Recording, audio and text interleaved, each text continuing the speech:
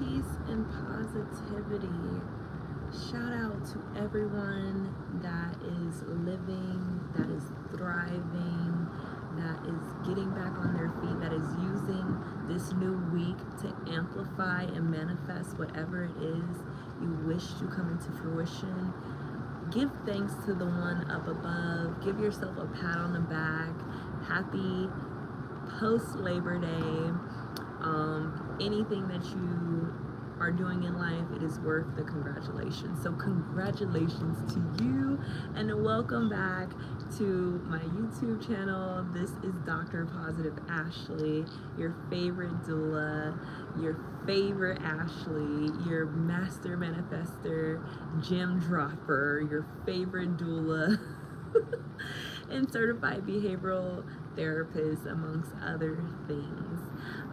Today, the topic that I wanted to bring up, because for one, we just left National Rainbow Baby Day back in August, and I get so sentimental around that time because if you've been following, then you know I have had miscarriages in the past, and they're a part of my journey, and I used to be one of those people, why me, going internal and thinking, what did I do wrong, being the bitter Betty, and kind of summing things up to, like, you know, I'm okay with not having kids, knowing that I wanted kids. So this is a dedication piece to rainbow babies that have yet to be born and rainbow babies that have been born, and to give inspiration and hope to mothers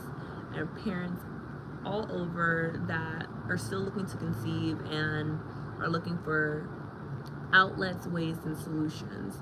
So I just want to give this disclaimer that the things that I'm going to say today, it may not apply to you, so take what you need and leave what you don't.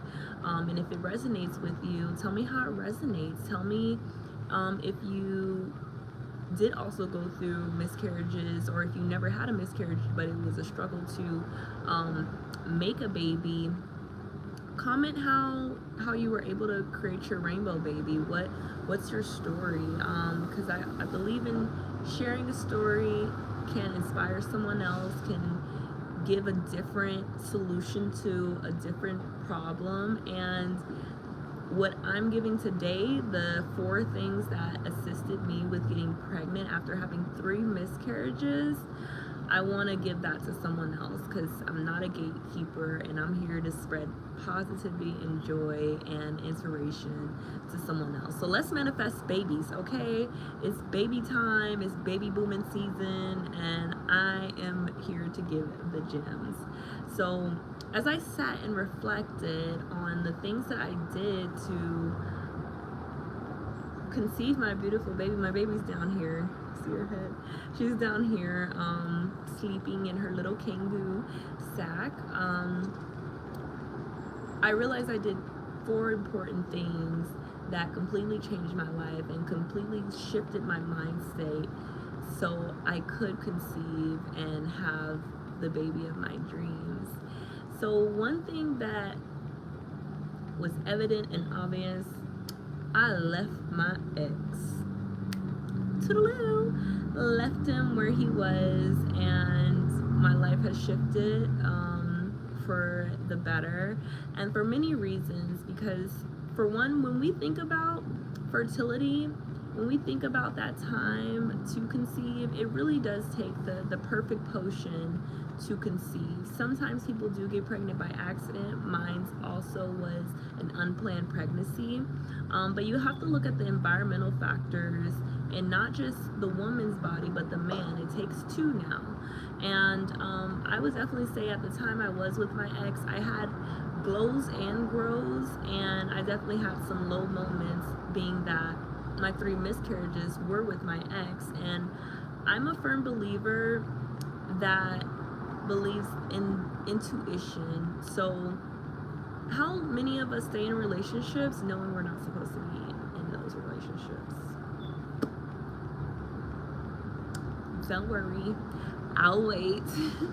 I think that in that time of my life, I definitely knew I was supposed to be with someone else, or my phase have phased out with my ex, and I just never, I, it took me 7 years to freaking leave the relationship. But when I want to say and go back to is the environmental factors, that was not the season for me to procreate with that specific person.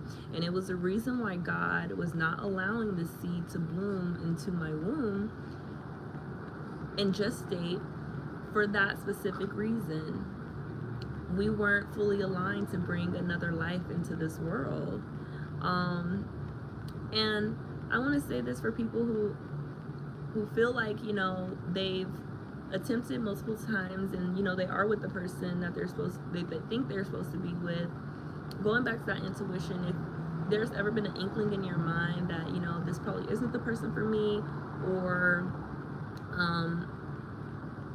you're ready to leave and don't know how to leave, maybe the reason you haven't procreated is because that wasn't the person for you.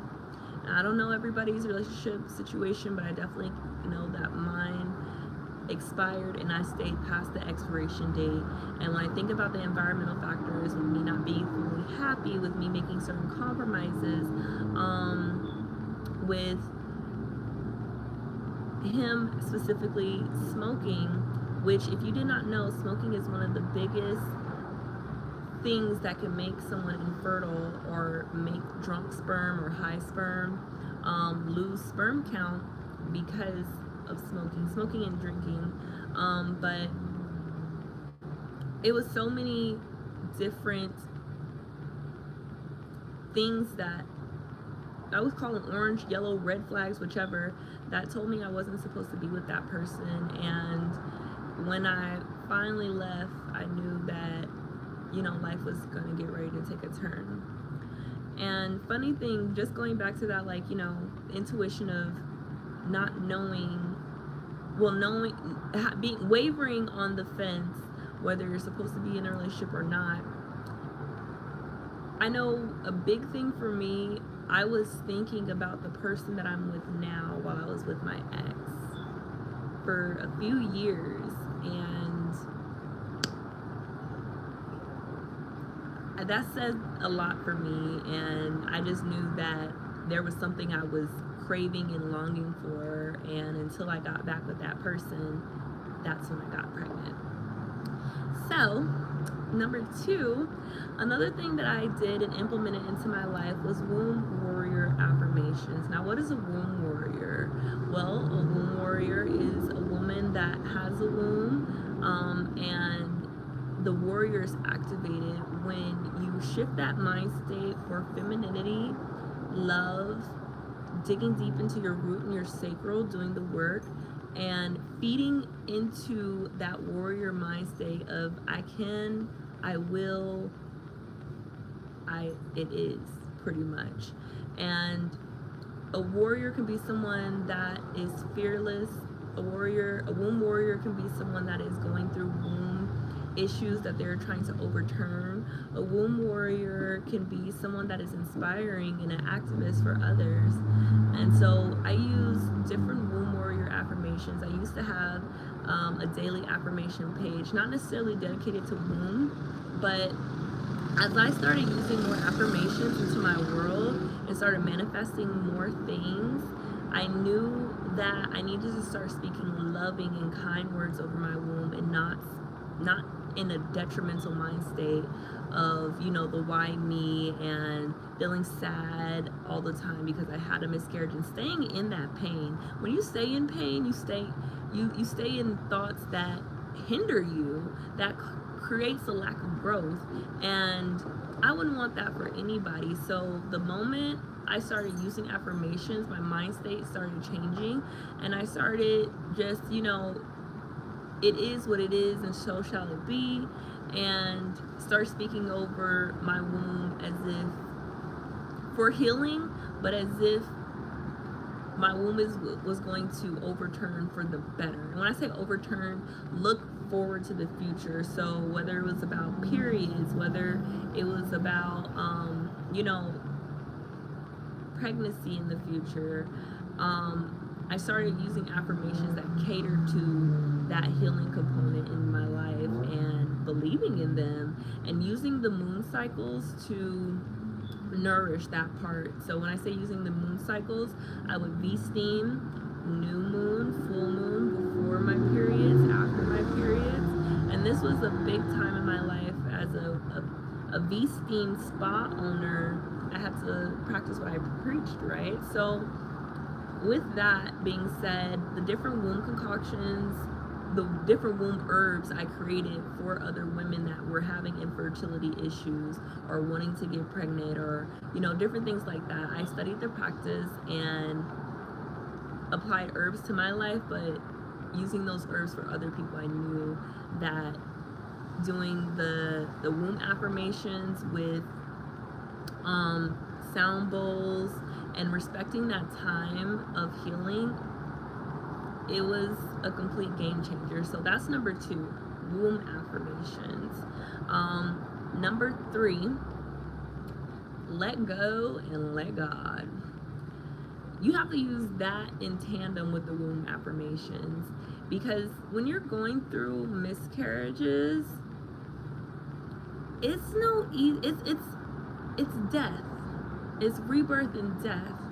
And if you're anything like me, I don't think I wouldn't say I don't process death well, but I don't enjoy going through that emotional withdrawal, because death isn't happy, right? So when I say let go and let God, you have to be in a place in your life where you're able to give that pain to the higher place up above, to whoever, that's my God, but to whoever you're praying to, whoever you look up to, you're letting go of that pain, giving it to them, and allowing what you put out to come back in. So what that means is, when I'm letting go of anger, when I'm letting go of the grief, when I'm letting go of that hurt inside, when I'm doing the blame game or any of those things, I'm talking it out, I'm releasing it, and I'm letting God dictate my future. So when I started doing that, when I stopped blaming myself, when I stopped asking why me, like why did this happen to me, because I went through 3 miscarriages back to back. So what did that look like? I had a miscarriage in May, I had a miscarriage in October around my birthday, and I had a miscarriage in January. And they were kind of like each season, right, in 1 year. This wasn't years of different timelines of miscarriages. This was a back-to-back thing. And I believe in divinity and numerology. So when things happen in 3, and I realized in January that, well, that was my 3rd one. Like, you know, it's really easy to say, what am I doing wrong? But then when they're unplanned as well,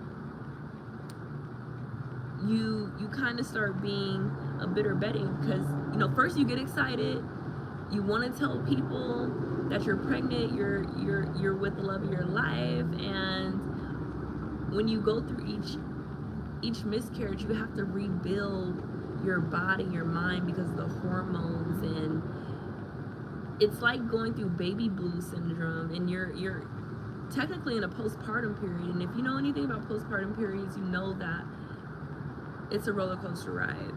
Sometimes you're good, sometimes you're not, and then anything can trigger you instantly.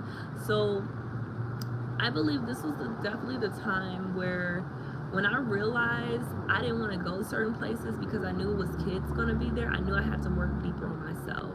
Because why am I upset that somebody else is happy with their bundle of joy, with their love of light, and I'm upset because it didn't manifest for me? I should not be upset because it did not manifest for me, because it was not my time, it was not the person I was supposed to be with, and I was not in my divine femininity to accept what God was trying to give to me. And so I just started reflecting on how grateful I was to go through the experience of conceiving, because that confirmed to me that I am not infertile. The fact that I can get pregnant, I am not infertile. And then 2, when you let go and let God, I then started overturning, it wasn't my time, it will be in divine. such a beautiful affirmation. And what that means is I started pulling myself out of I wish it happened and it shoulda and it coulda. I took myself out of that and I started putting myself in when the time is right, God will allow it to take fruition like it did now. And even though it was unplanned now, I'm in such a happier space in my life. I've moved. I'm with a different partner that caters to my love language differently.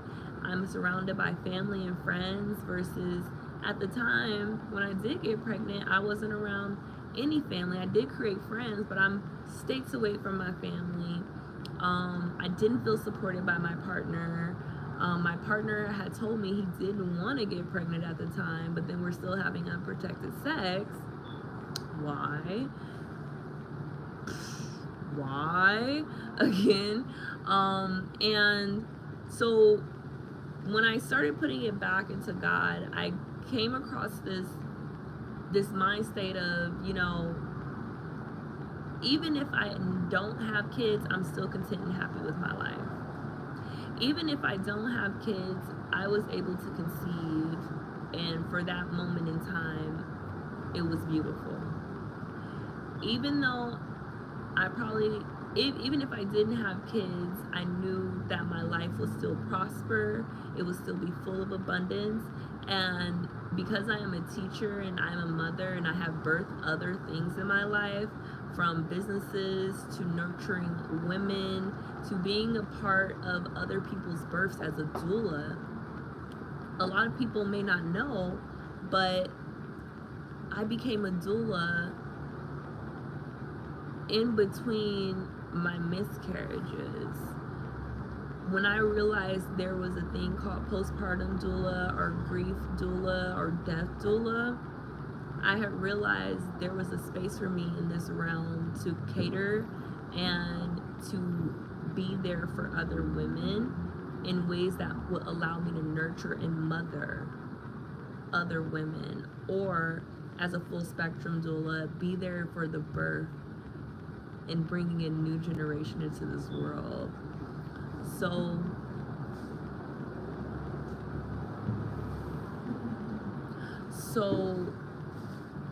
I had to stop being a bitter Betty. And for you and your womb to procreate, you have to stop being a bitter Betty. I'm telling you this now. So if you need to journal about it, if you need to go to therapy about it, if you need to realize, like, yes, I am upset, and sit in that for a little bit. It's okay to confront your emotions, and it's okay to be honest with yourself, because only you're ready for that next step in healing.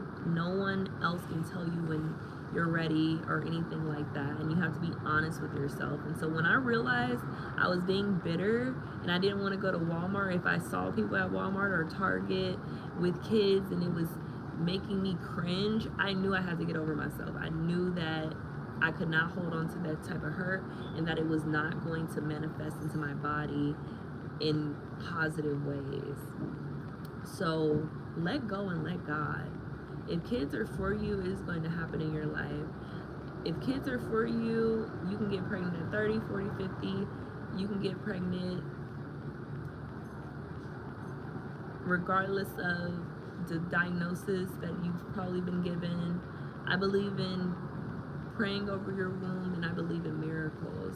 So let go and let God. The sooner you let go of the bitter Betty and the why me and the self-blaming, and even if it is something that you can do to overturn the illness in your womb, do that. And now that I think of it, one thing that I was doing, I was reading Sacred Woman. Pick up that book. It's going to make you look into yourself, for self, and help turn your life around. Sacred Woman. I'll add that in the description link. But the fourth thing that I did was I reconnected with the love of my life. And when I say this came back 360, like a full circle. I just can't believe that I manifested a baby with the first person I ever thought about having kids with. That just brings me so much joy to know that and to live in that. It feels like a movie a little bit. It feels surreal, it feels unreal, but I'm definitely here to tell the story. I reconnected with the love of my life.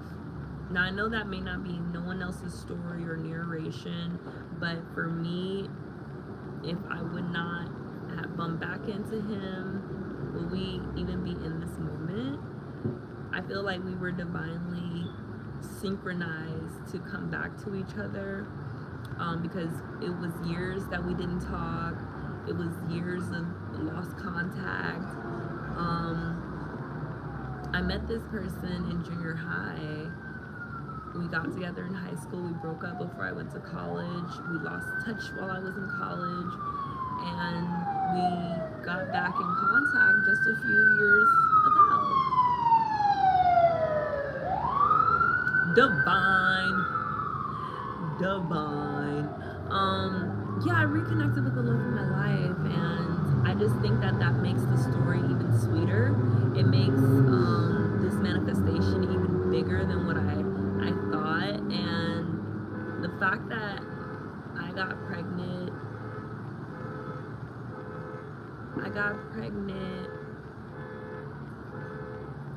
last year, and he did not shoot up the club, my friends.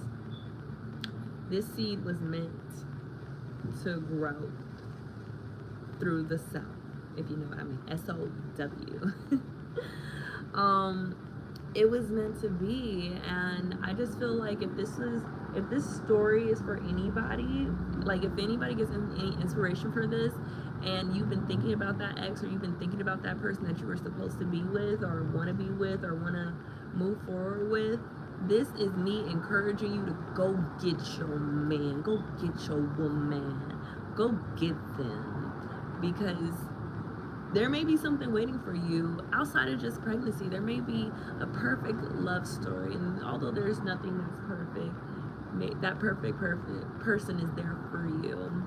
And so before I close this live, I just want to share an affirmation that I think would, if you take this into your meditation, your prayers, and speak over your womb, it'll make you feel lighter. It'll assist healing your sacral, and it'll start the healing journey. So it goes like this: I breathe in forgiveness, and I exhale shame and fertility and blame. I inhale forgiveness, and I exhale shame, infertility, and blame. And if you're still holding on to any grief, anger, or playing the blame game, I want you to write all of that out. Write it out, talk it out. And wait until this upcoming full moon and read that out loud. Cry about it if need be. Let your sacral scream. And use my 50 secrets affirmations to help heal and activate your inner womb warrior. I want you to comment a heart or comment womb warrior to receive this free ebook. You can receive that. It has been helping a lot of women, and I used it for the pink portal that I launched this year with one of my favorite endometriosis activists, as well as business partners. But I've also used these affirmations in my life, and I want you guys to use them as well. They're free, they're for you. Currently, while I'm doing this live, it is not in the description, so I'm saying this as a future. That's why I want you guys to heart, send a heart, or drop Womb Warrior in the comments and I'll send you the link directly. But if you're watching this video weeks from now, you can find it in the description below. Feel free to share your stories, subscribe to this channel for more lifestyle, inspiration, new mom hacks. More of my life is here going to be uploaded, and I can't wait to share. And I have a few more videos coming up soon, so don't miss them. Peace and positivity.